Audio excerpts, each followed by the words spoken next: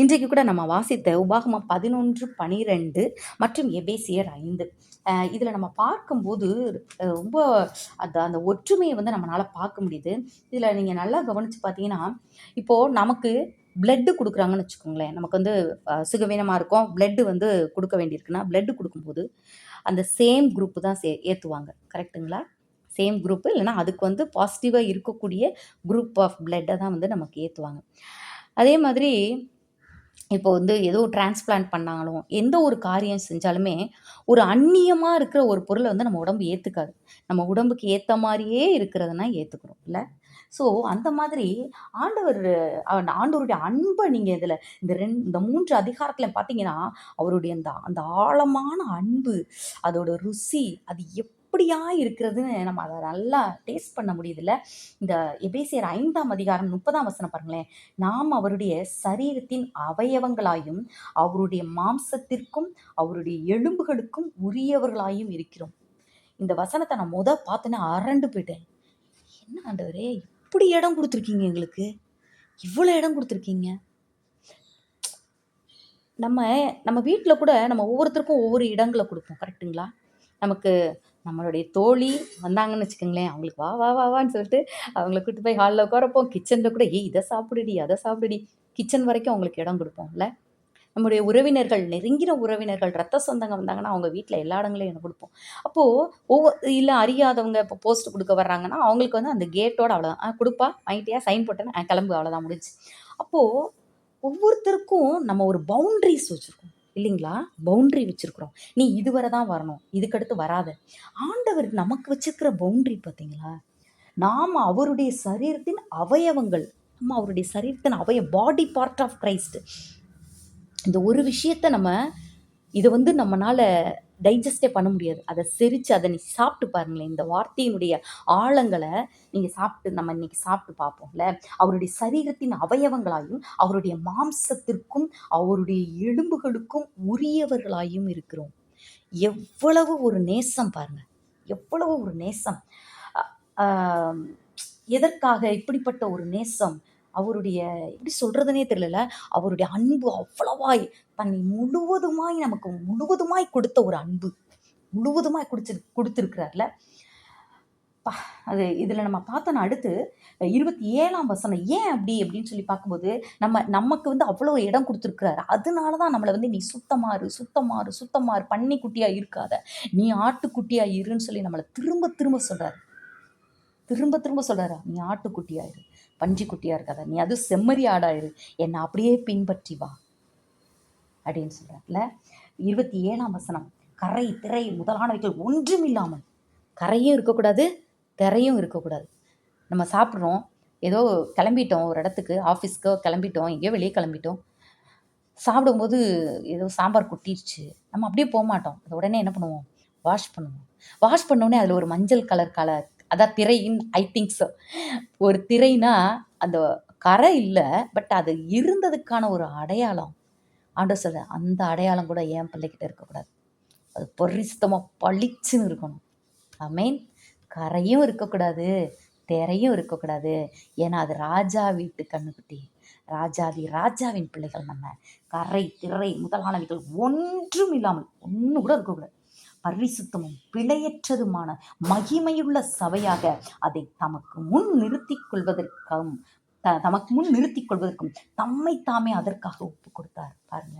அப்ப இப்படிப்பட்டவர்களாக நாம இருக்கணுன்றதுக்காக தான் ஆண்டவர் அநேக காரியங்களை சொல்லிக்கிட்டு இருக்கிறத நம்ம பார்க்குறோம். இந்த புதிய ஏற்பாட்டில் நமக்கு டைமும் அப்படியே போயிட்டே இருக்குது. இந்த புதிய ஏற்பாட்டில் நீங்கள் பார்த்தீங்கன்னாலும் பழைய ஏற்பாட்டில் நீங்கள் வாசத்தில் பார்த்தாலும் அந்த ஒரே விஷயம்தான். என்னன்னா, நீ வந்து கெர்சீம் மலையா இல்லைன்னா ஏபால் மலையா? கெர்சீம் மலையில ஆசீர்வாதத்தை கூறுங்கள், ஏபால் மலையில சாபத்தை கூறுங்கள்னு சொல்லிட்டு இந்த உபாகமத்துல கர்த்தர் சொல்றாரு. அப்போ நீ ஆசீர்வாதத்தையும் வைக்கிறேன், சாபத்தையும் வைக்கிறேன். உபாகமம் 11:29 போட்டிருக்கு. அப்போ நீ எதை சூஸ் பண்ற? கெர்சி மலையை சூஸ் பண்றியா, ஏபால் மலையை சூஸ் பண்றியா? கெர்சி மலையை நீ சூஸ் பண்ணனா அது ஃபுல்லா ஆசீர்வாதம். அதுல வந்து பாருங்களேன், அதோட பிளஸிங்ஸ் சொல்றேன். உபாகமம் 11:23 உனக்கு முன்பாக கொடுத்த அந்த தேசத்துல உன்னை விட ஜனம் பெருத்த ஜாதிகளை நீ துரத்துவ. அடுத்து உன்னுடைய எல்லையை விரிவாக்குவேன், 25 படி உனக்கு முன்னாடி ஒருவன் எதிர்த்து நிற்பதே இல்லை. இது மூன்றும் கெர்சீம் மலையினுடைய ஆசீர்வாதங்கள், கர்த்தருடைய பிள்ளையினுடைய ஆசீர்வாதங்கள்.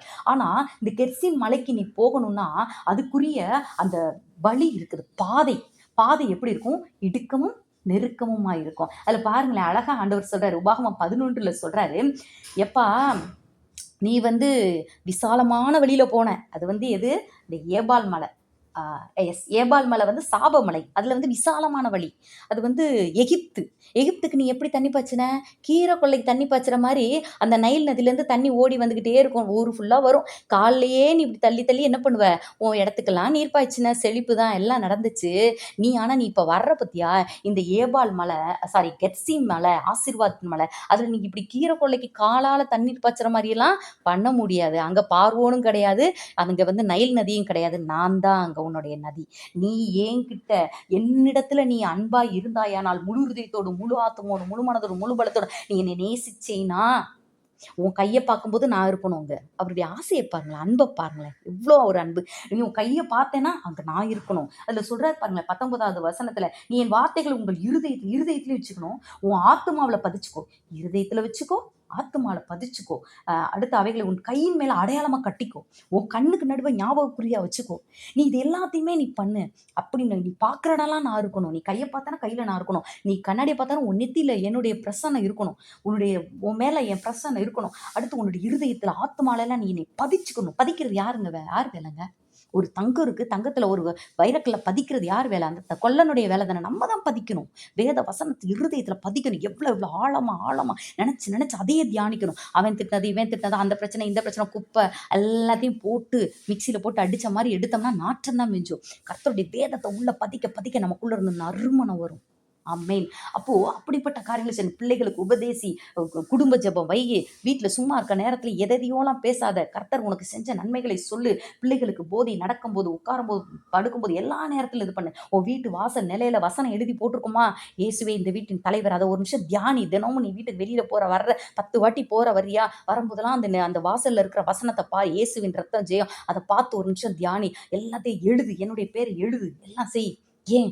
நீ ஏன் எலும்புடா, டேய் நீ எலும்பு, என்னுடைய மாம்சத்துக்குரியவன் நீ அந்நியம் கிடையாது.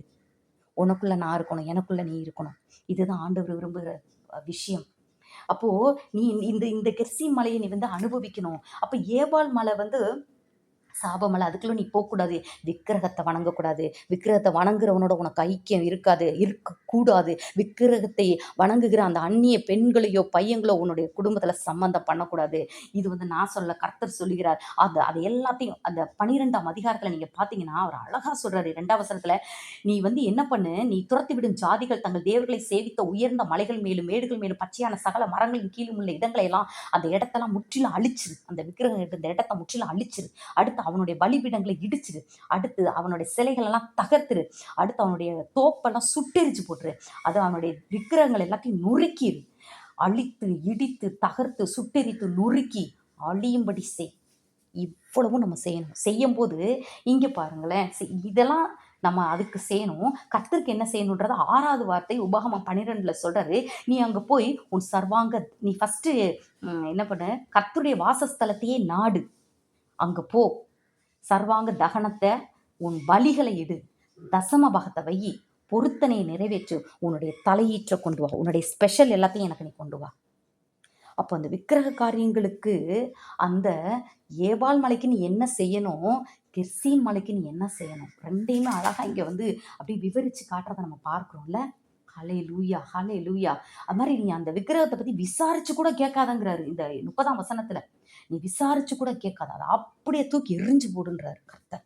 அதை முழுவதுமாய் அருவருக்கிற தேவனாக இருக்கிறார். ஆமென். இப்ப இன்னைக்கு நிறைய பேர் மாதாவை கடவுள்னு சொல்லி வணங்குறாங்க. இன்னும் அநேக காரியங்களை இதுதான் கடவுள், இதுதான் கடவுள், ஆண் உரு, பெண் உரு, விலங்கு, பறவை, எதையோ ஒன்றை வச்சுட்டு இதான் சாமி, இதான் சாமி. நீங்க நல்லா யோசித்து பாருங்க. இப்போ உங்க பேரை வச்சுக்கோங்க, இதுதான் இவங்க. இப்போ எக்ஸாம்பிளுக்கு சொல்றேனே, இதுதான் குமுதாக்கான்னு சொல்லிட்டு ஒரு சுண்டலியை ஒரு உருவத்தை ஒருத்தன் வச்சு இதுதான் குமுதாக்கா அப்படின்னு சொல்லி சொன்னா அவங்களுக்கு எவ்வளோ கோவம் வரும். அந்த மாதிரி நம்ம பேரை வச்சுக்கோங்க. இப்படி நம்ம ஒவ்வொன்றும் வச்சு ஒரு எலியோ, பாம்பையோ, புறாவையோ, மாடையோ, கழுதையோ வச்சு இதுதான் இவங்க அப்படின்னு சொன்னா, நம்மளை ஒரு பேப்பர்ல ஒரு குழந்தை வரைஞ்சாலே கோவம் வரும் இல்லையா? குழந்தை வரைஞ்சா கூட இதுதான் எங்க பாட்டி அப்படின்னு நம்மளை வந்து நம்ம மூஞ்சிய கொடூரமா வரைஞ்சா ஏய் என்னடி இப்படி வரைகிறேன்னு கேட்போமா இல்லையா? அப்ப அவ்வளோ பெரிய தேவனை நம்ம எதோக்காக கொண்டு போகிற காரியம் மிகவும் தவறானது. சில நாட்களுக்கு முன்னாடி நான் கேள்விப்பட்டேன். ஒருத்தவங்க அவங்க கிறிஸ்தவ குடும்பம். ஆனா அவங்க என்ன பண்றாங்க, மசூதிக்கு போய் தண்ணி வாங்கிட்டு வராங்களாம். பிள்ளைக்கு முடியல. சின்ன குழந்தைக்கு முடியல. மசூதியில போய் மந்திரிச்ச தண்ணி வாங்கிட்டு வராங்க. போய் இந்த கூழ் ஊத்துறதுல வாங்கி குடிக்கிறான். சரி ஏதோ ஒரு பவர், அந்த பவராவது என் பிள்ளைக்கு இறங்கட்டும். என் குடும்பத்துக்குள்ள வரட்டும். எப்படியா ஆவிக்குரிய வேசித்தனம். இந்த ஆவிக்குரிய வேசித்தனத்த நம்ம இதை எப்படி பார்க்கணும் அப்படின்னு ஆண்டவர் இந்த வார்த்தையை சொல்வதுக்கு காரணம், நீ நம்ம வந்து நம்முடைய கணவனுடைய கைய பிடிச்சு போய்க்கிட்டு இருக்கோங்க. அங்க ஒரு ரவுடி பையன் வர்றான். ரவுடி வர்றான். அவன பார்த்து ஈன்னு சிரிச்சுட்டு கணவன் கைய விட்டு போனா, அது எவ்வளோ கேவலமான ஒரு காரியமோ, அதே மாரி தான் கர்த்தருடைய கைய விட்டுட்டு நம்மை ஆசையாய் நேசித்து, "நீ என் எலும்பு, நீ என் மாம்சம், நீ என் நரம்பு, உன்னைய நான் குடுக்குறேன்." இங்க நீங்க பாருங்களேன், இந்த இதுல உபாகமத்துல படிக்கும்போது ஆண்டவர் சொல்றாரு, "ஏன் நீ உயிரையும் சாப்பிடாத. மாம்சத்த நீ சாப்பிடுறியா? சாப்பிடு. அந்த ரத்தத்த ஊத்திரு, தரையில ஊத்திரு. தயவுசெய்து நீ மாம்சத்தையும், இரத்தத்தையும் சாப்பிடாதன்னு" சொல்றாரு. ஏன்? நீ ஏன் ரத்தத்தையும், ஏன் மாம்சத்தையும் தான் சாப்பிடணும்? என் ரத்தத்துல தான் உயிர் இருக்கு. அதாவது ரத்தத்துல உயிர் இருக்கு. நீ மாம்ச ரத்தத்த வந்து குடிக்காத. என் ரத்தத்த குடி. என் ரத்தத்த குடி. என் மாம்சத்த சாப்பிடு. அதுதான் நித்திய போஜனம். எப்படி பாருங்களேன். நான் நினைப்பேன், ஏன் இத வேணாம் வேணாம் நம்ம ரத்த பொரியல்லாம் சாப்பிட்டா நல்லா தானே இருக்கு. ஏன் ஆண்டவர் இப்படி ரத்தத்த குடிக்காதன்றாரு. என்னுடைய ரத்தத்த குடி. அவரு அவரு எவ்வளவாய் நம்ம மேல அன்பு வச்சிருந்தாருன்னு அவர் அப்படி சொல்லுவார்ல. என் ரத்தத்த குடி. என் மாம்சத்த நீ சாப்பிடு. நான் தான் வந்து உனக்கு மெய்யான போஜனமா இருக்கேன். நான் தான் உனக்கு மெய்யான பானமா இருக்கேன்னு எவ்வளவாய் நம்ம மேல அவருடைய நேசம் இருக்குல்ல. அப்ப அவ்வளவு நேசிக்கிறவருடைய கைய விட்டு ஒரு ரவுடி பையன்ட்ட போற மாதிரி, அவ்ளோ கேவலமா நம்ம மாம்சீகமா எப்பல்லாம் நம்ம ஆவியில வந்து உலக மனிதர்களைப் போல நடந்துக்கிறோமோ, உலக மனிதர்களைப் போல நம்முடைய பேச்சு இருக்கோ, உலக மனிதர்களைப் போல நம்முடைய குணாதிசயங்கள் இன்னும் சுத்தப்படுத்தப்படாததாக, இன்னும் வந்து அது வந்து அன்பாலிஷ்டா எப்பலாம் இருக்கோ, அப்ப எல்லாமே நம்ம ஆவிக்குரிய வேசித்தனம் தான் பண்றோம். அப்ப எல்லாம் பிசாசின் ஆயுதத்த தான் நம்ம எடுக்கிறோம்னு அர்த்தம். இத நான் தயவுசெய்து உங்கள சொல்றேன்னு சொல்லாதீங்க. நம்ம எல்லாருக்கும் சேர்த்து தான் உணர்த்தப்படுகிறேன். அப்போ இந்த உலகத்தினுடைய காரியங்கள் இந்த சூழ்நிலை வந்தா எப்படிங்க பேசுவாங்க? இப்படிதான் பேசுவாங்க. இப்படிதான் நடந்துப்பாங்க. அது யாருக்கு? நீ சொல்லக்கூடாது. நீ தேவ மனுஷி. நீ தேவ மனுஷன். உலகத்தான் சொல்லலாம். இந்த சூழ்நிலை வந்தா இப்படிதாங்க செய்வாங்க. அவன் சொல்லட்டும். அவன் வந்து எந்த மலையை சேர்ந்தவன்? அவன் வந்து ஏபால் மலையை சேர்ந்தவன். அவன் அப்படிதான் இருப்பான். காலாலேயே நீர் பாய்ச்சுவான். அவனுக்கு அகன்ற வழி, விசாலமான வழி. அவன் எப்படி வேணா போவான். நீங்களும் நானும் யாரு? நமக்கு தான் மாம்சமும் ரத்தமும் கர்த்தர் கொடுத்திருக்கிறார். அப்ப நம்ம எப்படி இருக்கணும்? இடுக்கமான வழி. நீ இந்த தேசத்துல நீ நெனச்ச மாரியெல்லாம் கால்ல நீர் பாய்ச்ச முடியாது. நீ கர்த்தர் விசாரிக்கிற தேசம். இது கர்த்தர் விசாரிக்கிற தேசம். அதுல அழகா இருக்கும். இரவும் பகலும் அவருடைய கண்கள் அது மேல நோக்கமா இருக்கும். நீ என்னை நேசிச்சு முழு மனதோடு நேசிச்சு உன் இருதயத்திலும் உன் ஆத்துமாவிலே பதித்து உன் கைய பார்த்தா என்னைய ஞாபகம் வரணும். உன் நெத்திய பார்த்தா என் ஞாபகம் வரும். உன்னை பார்த்தாலே ஏன் ஞாபகம் வரும். உன் பிள்ளைக்கெல்லாம் பேசணும். இத நீ பண்ணும்போது நான் உனக்கு எல்லாத்தையுமே சப்ளை பண்ணிக்கிட்டே இருப்பேன். அப்ப சப்ளை த்ரூ எங்க வருது? Through God. அங்க வந்து ஈஸியா கால்லயே ஈஸியா இருப்பலாம். அவன் அகன்ற வழியிலேயே போய் அகன்ற பாதாளத்துக்குள்ளேயே போயிருவான். நம்ம வந்து இடுக்கமான வழியிலேயே போய் கர்த்தரோடு கூட மகிமையில நம்ம வாழப் போகிறோம். ஸோ நம்ம எப்படிப்பட்டவர்களாக இருக்க வேண்டும்ன்றத நம்ம தியானிச்சு அதன்படி நம்ம செயல்படும்படியாக நம்ம அழைக்கப்படுகிறோம். டைம் அப்படியே ஆயிடுச்சு. ஸோ இதுல ஒண்ணே ஒண்ணு மட்டும் சொல்லி முடிக்கிறேன். எபேசியர் 5ஆம் அதிகாரத்துல பார்த்தீங்கன்னா 14ஆம் வசனம், ஆதலால் தூங்குகிற நீ விழித்து மரித்தோரை விட்டு எழுந்திரு. இதை நான் எப்படி பார்க்குறேன்னா, நிறைய பேர் செத்து டெட் பாடியா கிடக்குறாங்க. அதுக்கு நடுவுல நம்மளும் டெட் பாடி மாதிரி கிடக்குறோம். ஆனா அவன்லாம் செத்து போனவன். இந்த உலக மனிதன் அவனுடைய ஆத்துமா கரைப்பட்டு அவன் வந்து கர்த்தரை எனக்கு வேணவே வேணான்னு சொல்லி செத்து போய் கிடக்குறான். அவன் ஆத்துமா பாவத்தினால செத்து போய் கிடக்கு. ஆனா செத்து போன சடலத்தோட உயிரோட இருக்கிற நீயும் நானும் தூங்கிக்கிட்டு இருக்கிறோம். அப்படிதான் நான் இத பார்த்தேன் இன்னைக்கு படிக்கும்போது. அப்ப அதுக்குள்ள நீ தூங்கிக்கிட்டு இருக்க. ஏய் நீ தூங்குறடா, அவன் செத்து போயிட்டான். நீ என்ன நினைச்சுக்கிட்டு இருக்க? அதான் அவனும் தானே படுத்துருக்கான், நானும் படுத்துக்கிறேன். ஏ பைத்தியமா, அவன் செத்து போயிட்டான். அவன் எழும்ப வாய்ப்பில்ல. நீ ஆனா தூங்குற. எந்திரி. நீ விழித்துக்கொள். உன் ஆத்துமாவை காத்துக்கொள். அந்த வசனத்தை பாருங்களேன். ஆதலால் தூங்குகிற நீ விழித்து மரித்தோரை விட்டு எழுந்திரு. அப்பொழுது கிறிஸ்து உன்னை பிரகாசிப்பிப்பார் என்று சொல்லி இருக்கிறார். அதுக்கடுத்து அநேக காரியங்கள் வருது. நீங்க அதை அப்புறமா படிச்சு பாருங்க.